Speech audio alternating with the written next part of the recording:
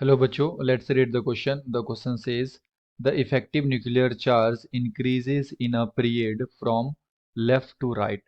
तो हमें बताना है बच्चों कि ये स्टेटमेंट ट्रू है या फिर फॉल्स है. सबसे पहले बात करते हैं की concept effective nuclear charge. Effective nuclear charge. तो basically effective nuclear charge Z effective हम लोग कैसे कैलकुलेट करते हैं? Z minus sigma. जेड होता है हमारा एटॉमिक नंबर एंड सिग्मा होता है screening constant.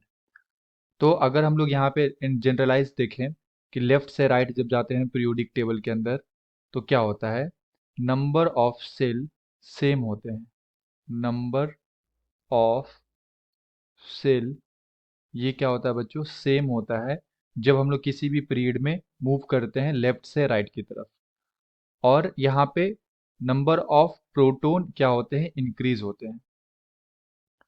Number of proton ये क्या होते हैं? इंक्रीज करते हैं, क्योंकि एटॉमिक नंबर क्या हो रहा है? इंक्रीज कर रहा है. ठीक है. जब हम लोग लेफ्ट से राइट जाते हैं तो देखते हैं कि एटॉमिक नंबर क्या होता है? इंक्रीज करता है.